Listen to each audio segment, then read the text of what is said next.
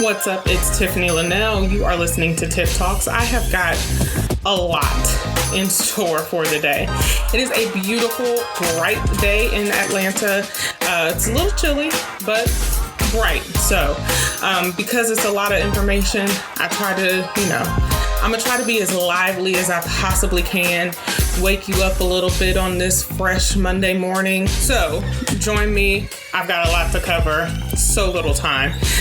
The Electoral College has already begun voting, so I'll tell you a little bit about that process. Now, I went through the Electoral College and what that means and how electorates get elected or chosen and all of that information in a previous episode of Tiff Talks. So if you want all of that information, you should already be following the show on Spotify. But if you're not, go do that right now. That is how you get all of the information that I share in previous episodes. You can follow it, see when a new episode is loaded, subscribe, all of that other good stuff. So you want to make sure you do that. So I won't focus on that today. I may give some highlights, but I definitely want to tell you what's going on with that. There was a lot that happened over the weekend. A lot. So we'll definitely talk a little bit about that, and I'll give you my thoughts on some things that came out, some things that happened over the weekend. Yeah, it's all of that. In case you missed it, there was supposed to be a versus over the weekend. That didn't happen. Shanti got sick. She went live on Instagram and said that it was not because she was traveling or anything like that. She had recently went somewhere. I don't remember where she went, but she had recently traveled out of the country with a particular group that gets tested. None of the group that she went with tested positive, so she said she got it when she got coronavirus when she got back, and a family member, all that. Anyway, the versus that was supposed to happen over the weekend will now happen on January 9th. Boss FM will host a post-show party that you don't want to miss, so we will definitely all keep you up to date on that information. I'm going to hit the heavy stuff first, so I have that coming up in about 10 to 15 minutes. An execution occurred last week that I am not happy about at all. Many people nationwide and globally are just not happy with what happened. So I'll discuss that coming up, and I'll go over some more information about executions in this country. I reviewed some of that last week, but I will definitely hit the highlights on that again and hit why this particular execution was a big deal. They're all a big deal, but I definitely want to talk some more about that and talk some more about policies. So I'll have that coming up for you in the next 10 minutes or so. If you have any topics you want to discuss, if you have any questions, comments, concerns, anything else, you already know you should be following me on Tiff Lanelle at Tiff Lanelle everywhere. I'm going to go grab coffee. At Tiff Lanelle everywhere. TiffLanelle. Follow, subscribe, all of that, and I'll be right back. Tiff Talks. Welcome back to Tiff Talks. I am your host, Tiffanie Lanelle. So, as I mentioned, I'm going to hit the heavy stuff first because I really do want to spend the rest of the show just giving you information about the vaccinations that are happening today, all of that other stuff. But I first must give honor and respect to a few people who passed over the weekend. First, Thomas Lister, aka Tiny, Thomas Lister Jr. He also played Debo on Friday, and next Friday he passed away last week, allegedly due to COVID-19 complications. Carol Sutton, who also was on Queen Sugar, she was in Steel Magnolias, she was in The Help. She also passed away over the weekend, also allegedly due to COVID-19 complications. Charlie Pride, also, who was the first Black superstar, also passed away over the weekend. It was just a lot. We lost Natalie DeSalle last week. She was in Bats, which is one of the funniest movies, I think. It's a classic. She passed after a battle with cancer. May they all rest in peace. And thoughts and prayers to their families. The next, y'all, I believe I have gone over how I feel about, actually I know I have. I have gone over how I feel about capital punishment in this country. I also mentioned in a previous episode about the Trump administration trying to pass legislation about a month ago at this point, where they are expanding the methods for capital punishment to include firing squads and hangings again. This is a step in the wrong direction. What is also a step in the wrong direction is the fact that they are continuing with their executions. They're trying to get in as many as they can before they're done. Like, how heinous and unethical do you have to be trying to get executions in before you get out of office? Normally, there is a stay on executions when there is a presidential transition occurring. Trump refused to stay any executions. So last week, Brandon Bernard, 40-year-old Brandon Bernard, was executed by lethal injection. First of all, lethal injection has been outlawed, banned, whatever you want to call it, because it is considered torture. It is considered cruel and unusual punishment by some states. Brandon Bernard was 18 years old when he and 4 others were convicted of abducting and killing a couple. I forget their first names already, but their last name was Bagley. They were convicted of basically kidnapping the couple, robbing them, shooting them, putting them in their car, and Brandon Bernard specifically was convicted for setting the car on fire. The argument for trying to get clemency for Brandon Bernard was because he set the car on fire. He did not kill Stacey and Todd Bagley. They were youth ministers in 1999. He was convicted as an accomplice, basically. Now, previously, they convicted him on the notion that the wife, Stacey Bagley, was killed due to smoke inhalation, that she wasn't dead from the shot that she received. This was not proven. This was actually just, it wasn't proven. We'll just leave it at that. So the argument of Brandon's attorney was he didn't actually commit either of the murders. He set the car on fire under duress.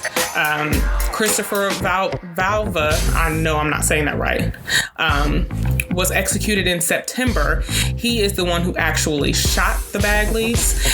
He was already executed. The other 3 who were involved in this crime received life sentences. Brandon Bernard was the only other one that was executed in this case. This was a huge injustice.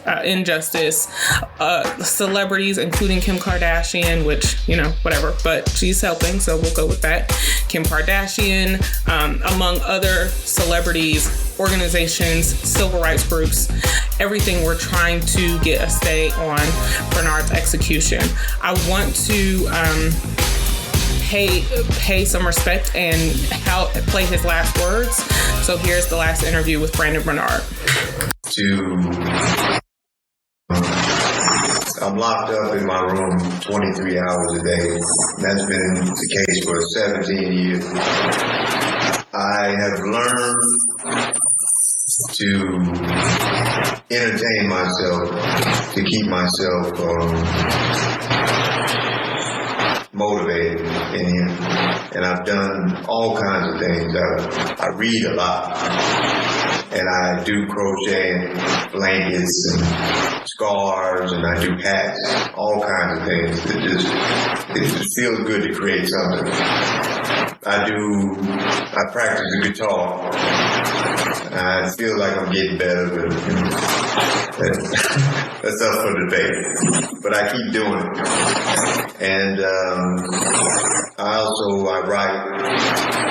And it's just, I've taken a couple of college courses, writing course and stuff like that, in order to just motivate myself to just change. You know, I don't have to be stagnant, because I can always improve on myself. Maybe not as much as people in the world can, but still, there's an opportunity to improve yourself, and for that I have to take for those that believe in me out in the world and for myself. And in being in here, one thing I've learned is that I have to do things for myself. When you try to do things for others, to try to appease others, it's not natural. And I feel like I've learned that these improvements I need to do for myself. So then they hold and they stand through test of time. It is said that Brandon Bernard was a model prisoner.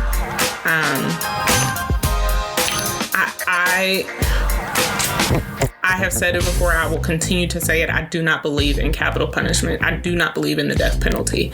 I believe that it is not our right to take another life, even in the instance when someone has taken a life. Now that Brandon Bernard has been executed, the Bagley's family don't get their relatives back. They don't get automatic healing because he's died. It doesn't work that way. And so I think that there's always room for rehabilitation. Let me not say that. I think that in this case, there was room for rehabilitation and for restorative justice to take place. And I am just disheartened that not only did that not happen, but that the administration that is there now for the next month or so just refuses to deem that even possible or even necessary. And I am concerned at the direction that our country is headed into if we continue down this path of cruel and unusual punishment. I am really hoping that more criminal justice reform is done under the Biden-Harris administration, especially with the history of both Biden and Harris. Biden, I've talked about it before on different shows, for his role in the 3 strikes law that disproportionately impacts Blacks and minority communities, and Harris with her prosecutorial history and the manner in which she went after offenders. Restorative justice is something that I will talk about a lot on this show. I won't dig too deep into it now, but it's definitely something that not enough prosecutors, but definitely defense attorneys have been trying to promote more over the last few years. We need more prosecutors to really look into the rehabilitation and restorative options when it comes to consequences or retribution in cases. A really good example of this, I think I've mentioned this before, there's a show on CBS All Access called All Rise with a Black female judge who is just my heart. She's my friend. She doesn't know it, and I know that she's a character, but I absolutely love the show, love the concept of the show, love the topics that they go after. Judge Lola Carmichael is phenomenal, but she also tries to practice restorative justice and rehabilitation methods and alternative punishments in the courtroom. Now, again, this is a TV show, but it does have some truth to it. There are some judges that are trying this approach. There are some courts that are trying this approach. Another example of this is diversion programs. Instead of just sending first-time offenders for minor drug possession charges of, something under 1 ounce of marijuana or something like that, they do a diversion program where you have to go to drug court or do community service or do rehab or anything like that, depending on the amount. You may have to take drug tests, but all of that is so much better than just you got to go to jail. Like, where's the rehabilitation in that? There isn't any.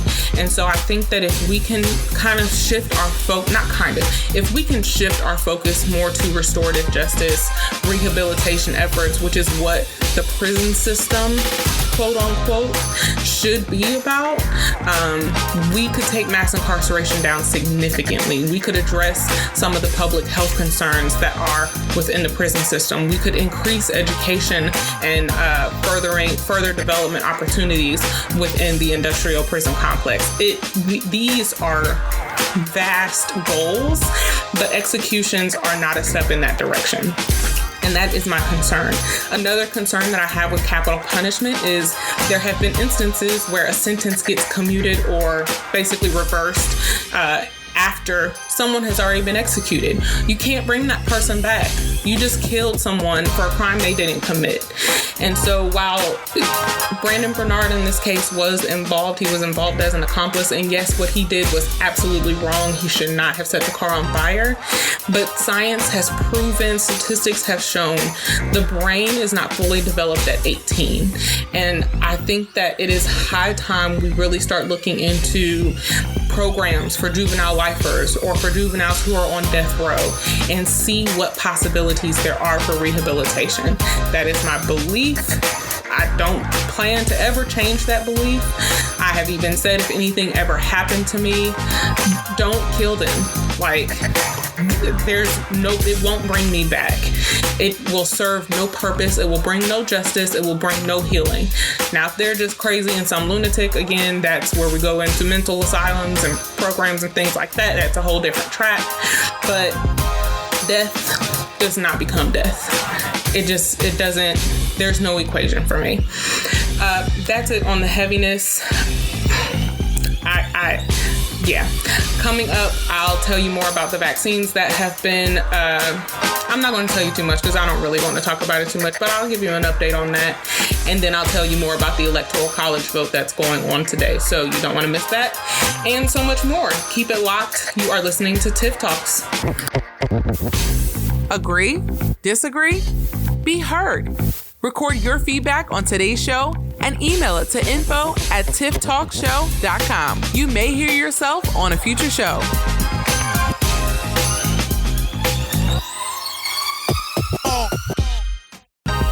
Welcome back to Tiff Talks. I'm your host, Tiffanie Lanelle. And if you missed any piece of the last 30 minutes or so, I was talking about Brandon Bernard's execution and my thoughts on that. If you missed any part of that, you can always check out the podcast later on Spotify, which you should already be following so that you can get notifications of new episodes and great updates.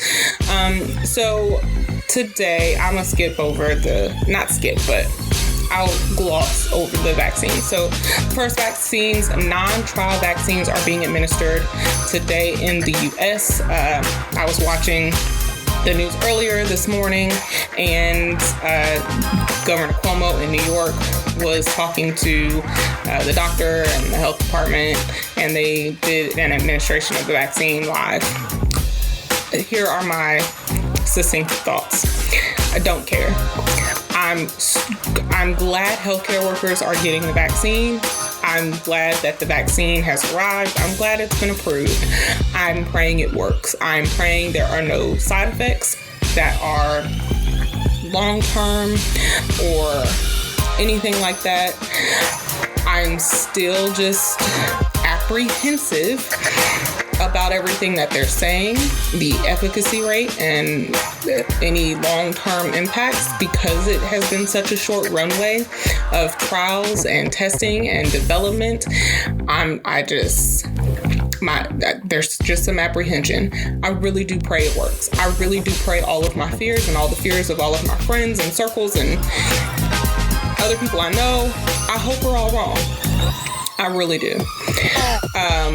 That does not mean that everyday Americans are going to get it anytime soon. There are different estimates saying, it may be available early next spring, late spring, really, maybe in the summer. Before the summer, they want to start getting it out to us everyday folks.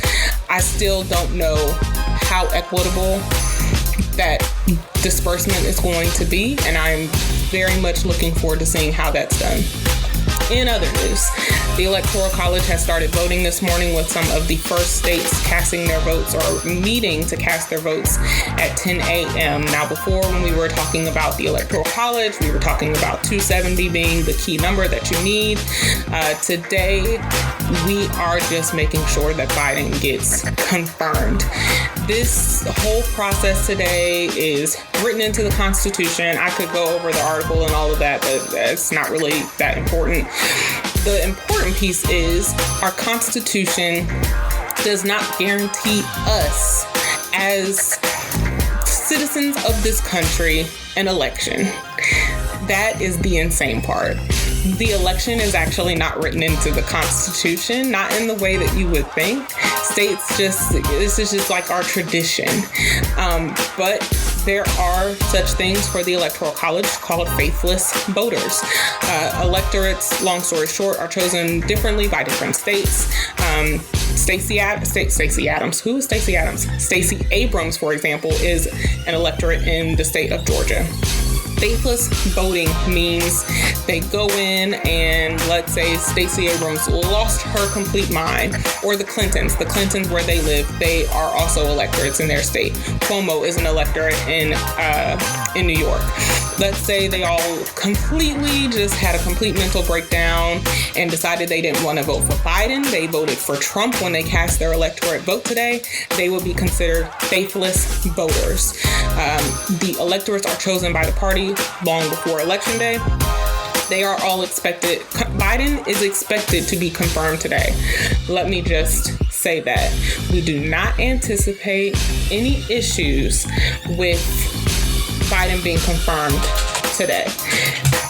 I'm going to just leave that there. I'm not even going to go into any hypothetical situations. If he isn't, we're just going to say he's going to be confirmed today.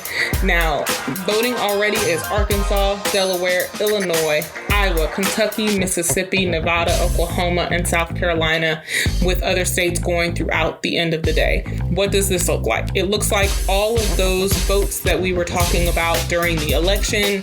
Biden gets 16 here, Trump gets 15 here, whatever. All of those electorates are supposed to basically go in and cast their confirming vote today. If anyone votes differently, that is a faithless vote. They are considered a faithless voter.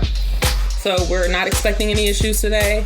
I'm just going to claim it in the name of Jesus that on tomorrow's show, I'm going to be able to say Biden has been confirmed as our next president and Kamala Harris has been confirmed as our next vice president. That's what we're going to go with, because I fear for this country if that doesn't happen. Throw democracy away. Doesn't exist. We already really need to get rid of the entire Electoral College process. It's stupid, but that's going to take some time. In other news, political news, that's it about the Electoral College. That's it about the vaccine, because, I'm claiming it over I'm claiming it over both of those. But in other news, Atlanta Mayor Keisha Lance Bottoms has declined a position within the Biden-Harris administration and cabinet. So it was rumored that she was going to be nominated or considered or under consideration to be the HUD Secretary of Housing and Urban Development, which has been Ben Carson for whatever reason, or that she would head the Small Business Administration. Both cabinet level, both, good roles to have and appropriate for some of the work that she's doing in Atlanta currently. Well, the New Yorker reported that Mayor Bottoms was actually offered the role of ambassador to the Bahamas. Now, a representative from the transition team as well as a representative from Mayor Bottoms' team have both declined these allegations that that's the role that she was offered. Here's the statement.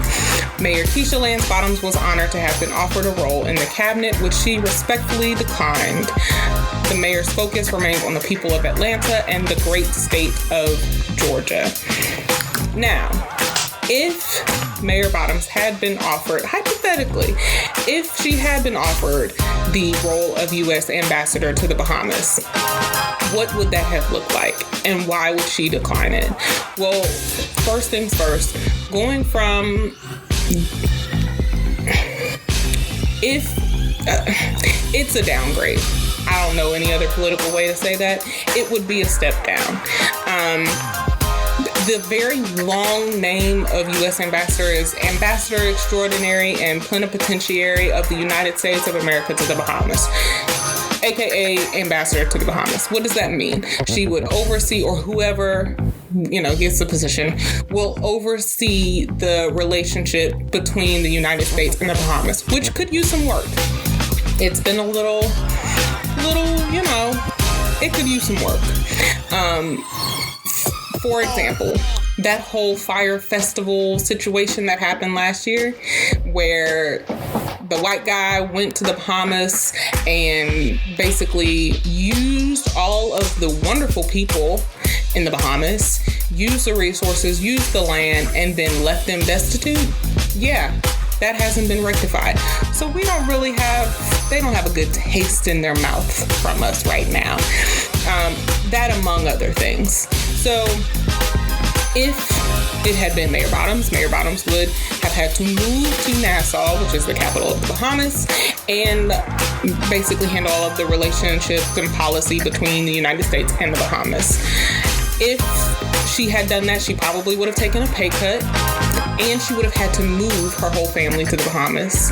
And do you know the names of any U.S. ambassadors in the Bahamas? I don't. I had to look it up. Right now, it is Tiffanie Bowers, and she's not even the ambassador. She's just in charge of the affairs between the United States and the Bahamas, because we have not confirmed the U.S. ambassador to the Bahamas since November 2011. Now, folks have been nominated, but all of the votes have been stalled. People have dropped out. One person died. So, yeah. I hope that that's not the role that she was offered, but if it is what she was offered, I can completely understand why she would have said, you know what, I think I'm good. I'm gonna go ahead and stay right here in Atlanta.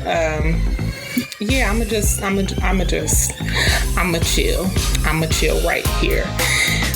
Anyway, I have some more show coming up for you in the next hour. You don't want to miss it, so make sure you keep it locked. If you have missed any of the first hour of the show, don't forget you can go listen to the podcast later today. It will be there, and you should also follow it while you're there. So make sure you keep it locked. I'll be back with more Tiff Talks. We're taking a quick break. More Tiff Talks after these messages.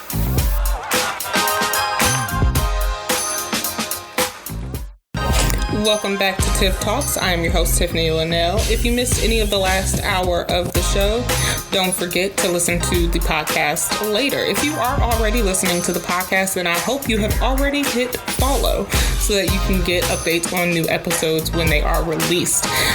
In the last hour, I talked about the Brandon Bernard execution and my thoughts on capital punishment as well as the execution. I gave an update about the Electoral College vote and the vaccines that are being administered today to healthcare workers. In the next hour, I want to talk about this misogynistic op-ed that came out that, yeah, we'll talk about that. You don't want to miss that story. You also may not have heard, but if you did, we can talk about it. E40 and Too Short have now been set to be the last versus battle of the year. Maybe it's just me. It could really be just me. I'm going to have my whistle out and ready, prepared. I'm gonna need space for that one. Like I need little room. Like I need some space so I can really in all of my saved sanctifiedness get down like I really need to. That's going to require a hard drink. That's not a wine one. Like the one with Jill Scott, the one with Erykah Badu. Those were, pull up some wine. You can do wine for that. But this one, I need a whiskey. I need a bourbon, if you will. This is going to require something on ice, is all I'm saying. I am prepared for that battle. I'm also prepared for the battle that started today in Georgia for the Senate runoffs. If you have not already voted or made your plan to vote and you are in the state of Georgia or another state that has runoff races, please make your way to your nearest polling location. I plan to go early vote this week. I always like to let, the crowds and all of that go ahead. I need you to vote. We need to vote. The Senate runoff race in Georgia is particularly important for a plethora of reasons that I won't get into now, but we have two. We have Warnock versus Loeffler, however you say her last name, and then we have Ossoff against Perdue. Perdue and Loeffler cannot win, period. This is not just about Georgia. This is about control in Congress, Democratic control in Congress. We have to vote. It is imperative. So make sure you vote. Early voting has started now in Georgia, with the actual runoff election day being January 9th, I believe. So you want to make sure you early vote. Also, check your polling locations, whether you're in Georgia or another state with runoffs. At least here in Georgia, they've done some mixing since the election. They've closed some polling locations. They've moved some others. So you want to absolutely make sure that you check your local polling location by going to the voter page for your appropriate state. I will be constantly tweeting out the voter page for Georgia. If you need help trying to find the voter page for your state, please don't hesitate to let me know. I'm happy to help you. I got a lot more shows coming up for you, so I will be right back. Make sure you keep it locked. Tiff Talks.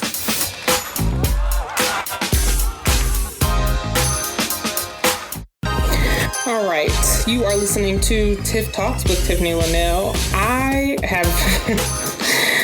It's been a minute since I have read such a disgusting piece of writing from anyone. If you do not know what I am referring to the very misogynistic, sexist, disgusting op-ed written by Joseph Epstein. If you haven't read it, it's a Wall Street Journal op-ed, and I'm just going to read you just some of what it says. First of all, the subtitle, let me just start with the title. Is there a doctor in the White House? Not if you need an MD. The subtitle, or the subheading, Jill Biden should think about dropping the honorific, which feels fraudulent, even comic. Essentially, the op-ed is suggesting that Dr. Jill Biden, former second lady under the Obama administration, future first lady of the Biden-Harris administration, should drop the doctor before her name because it's not an MD, and therefore, to use his words, a fraudulent, even comic honorific title. The caucasity. I will continue. He starts the op-ed saying, Madam First Lady, Mrs. Biden, Jill, kiddo. How dare you refer to any woman, especially a doctor, especially the very accomplished Dr. Jill Biden, as kiddo? You've already lost your mind. He says a bit of advice on what may seem like a small, but I think is not an unimportant matter. You might drop the doctor before your name. Dr. Jill Biden sounds and feels fraudulent, not to say a touch comic. Your degree is, I believe, an EDD, which is a Doctor of Education, earned at the University of Delaware through a dissertation with the unpromising title, Student Retention at the Community College Level, Meeting Students' Needs. He then suggests that no one should call himself, let me clarify, because I want to quote his misogyny appropriately. No one should call himself doctor unless he has delivered a child. Think about it, Dr. Jill, and forthwith drop the doc. I'm going to try my best not to cuss while going over this story. But you done lost your damn mind. You have lost it. He goes on to say he only has a BA in absentia from the University of Chicago, but he's taught at Northwestern for 30 years without any, higher education, without a doctorate or anything like that, which Northwestern clarified their statements as they were pulling back their support of Joseph Epstein. And they said he has not taught here since 2003. They took his profile off of their website and completely negated his statements and completely disagreed with them. So that's first and foremost. Northwestern said there were two statements from Northwestern. There was a statement from Northwestern University and a statement from the English Department of Northwestern. Northwestern University said, while we firmly support academic freedom and freedom of expression, we do not agree with Mr. Epstein's opinion and believe the designation of doctor is well deserved by anyone who has earned a PhD, an EDD, or an MD, all of which Epstein does not have. And to go into the dissertation that Dr. Jill Biden wrote, Student Retention at the Community College Level Meeting Students' Needs, that is a real thing. That is not an unpromising title. So how dare you? Community college is needed in many communities, especially with the rising cost of higher education. It's insane trying to, one, get into college. It's very expensive for a lot of people. I am just baffled at the caucasity of his article. He talks about the PhD, may have been held in high esteem once upon a time, but it's, more like whatever. He says honorary doctorates have caused the degrees to decline even further in reputation. Like, sir, Jesus, have mercy. He then ends the article. As for your EDD, Madam First Lady, hard-earned though it may have been, please consider stowing it, at least in public, at least for now.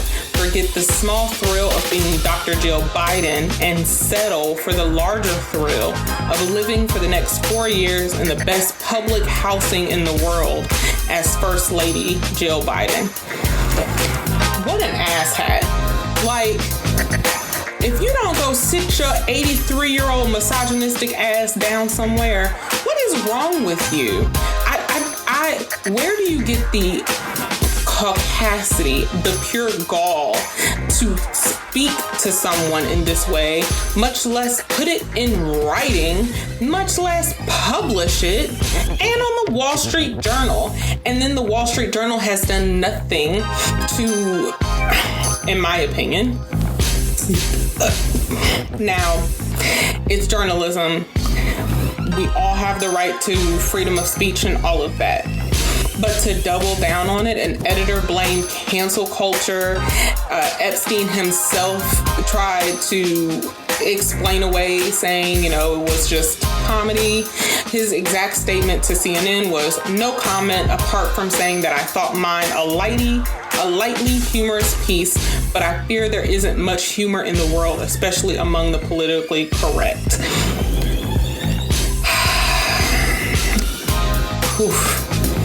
No.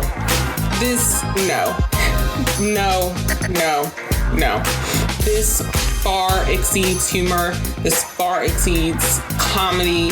Like, this is a massive showcase of chauvinistic, misogynistic ideologies that are toxic, and you need to go sit your ass down and not write another thing unless you can come back with some common sense and respect for all women, including Dr. Jill Biden.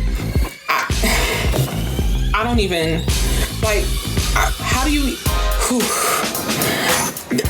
Do you know how hard it is to get a doctorate? First of all, do you know how hard it is in this country to get accepted into PhD programs as a female? And this is speaking from the seat of someone who is recently trying to figure out what PhD programs to apply to, where I'm going to go, the odds of me getting in, making sure I'm doing everything I need to do right now in grad school to make sure that I up my chances, because not only am I a female, I'm a Black female in this country. And to deal with statements like this just set us back. Now, I am very glad Northwestern distanced themselves from Epstein, and I'm very glad that a plethora of other publications and articles came out bashing and just having a lot of backlash to this op-ed, because these statements are disgusting and set us back generations. Like, I can't even... I completely agree with Biden's spokesman, Michael LaRosa, who called the op-ed a disgusting and sexist attack.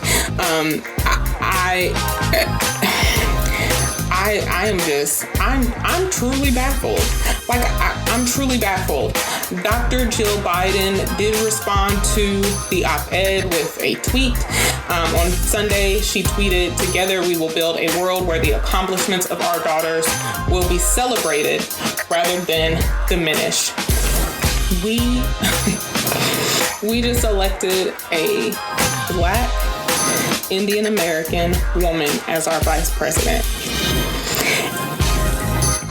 It's like we take 3 steps forward to see that people have taken 3 steps back.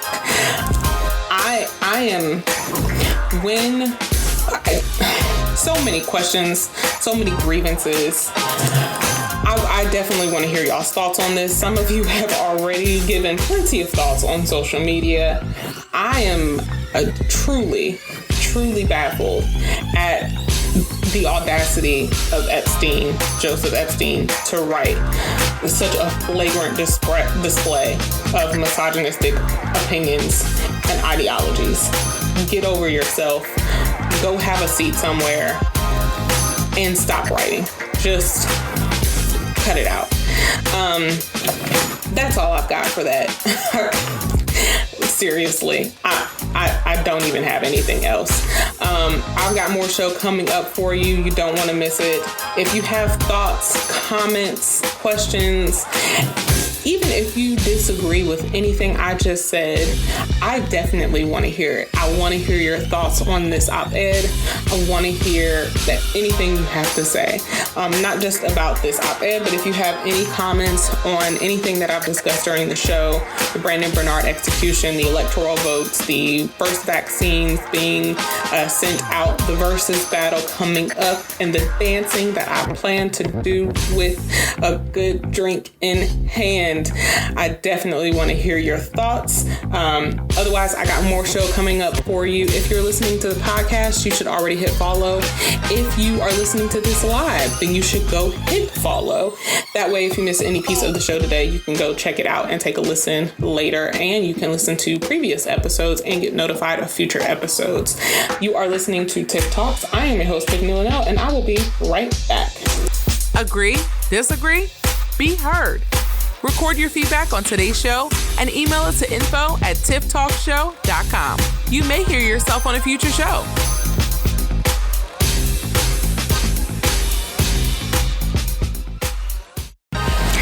So I'm going to spend this segment I've talked about a lot. So I'll spend this time going over some good news. One, I am done with finals. Now, that may not be good news for y'all, but that is for dang sure good news for me. Hallelujah. So I'm officially done with my first semester of my second year of my grad school program. The program I'm in is 3 years long, so I have 1.5 more years until I am officially done with my Master of Divinity. Now, it has been a lot over the last month. I had some family members contract COVID that I was trying to care for from afar. I was also preparing for my trial sermon, which I went over and then played a snippet of my trial sermon in a previous episode, which is a big deal. You can hear all the details about that in that previous episode. And then just last week, while I was finishing finals, I actually was presented and got my license to preach. That's right. I am officially licensed to preach. Churches, watch out. I don't know if that's a good or a bad thing yet. I guess only time will tell. But I will keep you all posted on my process and my journey through seminary, through grad school, what it's like to be a student post 10-year break from being in school. It is a challenge. Needless to say, it's definitely a challenge during a pandemic. So I will continue to keep y'all posted on my journey as I go through that. In other good news, an Arkansas woman has beat COVID-19 and just turned 106. Her great nephew, Garland Mormon, said, "We look at this as a miracle from God." Priscilla Boyle's birthday was on Sunday, and she turned 106. 106. Even the governor of her home state wished her a happy birthday. So happy birthday to Miss Priscilla Boyle. I hope that you had a wonderful birthday yesterday. I hope that God continues to use you in your time here, and may you continue to be a blessing to your family and all those you encounter. I'm so glad that she was able to beat COVID-19 so that she was able to celebrate 106. 106, y'all. 106. She has seen some things, okay? 106. That's crazy. And other good news, an Atlanta woman found her half-brother through social media. See, not all social media is bad.